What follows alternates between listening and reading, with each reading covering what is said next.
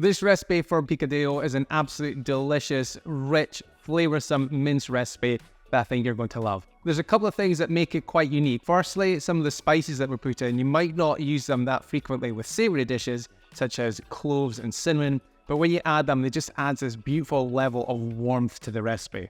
Secondly, we're also adding two somewhat controversial, well, not controversial ingredients, but ones that people often leave out, and you're totally free to do so, and that is olives and raisins. The olives add a lovely sharpness to it, and the raisins give it this sweet contrast. But like I said, if you don't like them, you can skip them, but I think they're key to the recipe. So if you're a fan of chili con carnes and rich minced dishes, and you're looking for something new to add into your meal prep rotation, this high-protein picadillo is for you, and this is how you make it.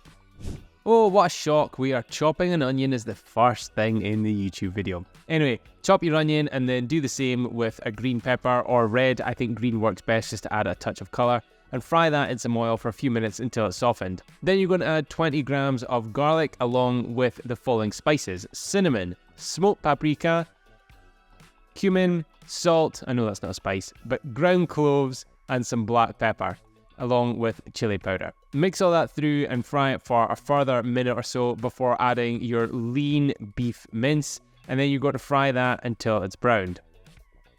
Once your mince is nicely browned, you're going to add some vinegar. I'm using white wine vinegar, but the exact type doesn't really matter too much.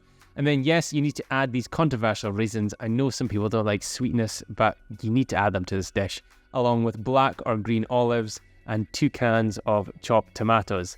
Then you're going to mix all of that through so it's nicely combined, and just like a chili con carne, pop the lid on it and simmer it for about 35 minutes.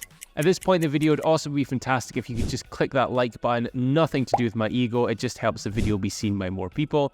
And then after about 35 minutes, once the sauce is thickened, plate up and garnish with some green. So there we have it, that is picadillo. Rather odd combination of ingredients. I will be the first to admit that. Putting olives with raisins in it does seem strange, but honestly, if you've got this far in the video, you're obviously keen to make it, so stick with it, give it a try, and let me know what you think. As always, thank you so much for watching this video, and if you've not had a chance yet, just click that subscribe button, because then you'll be notified as soon as I post a high protein recipe, and I do so twice a week. So click subscribe, it's free, it just means you're notified when a new video goes live. Right, I'm off to give this a go. I'll speak to you later.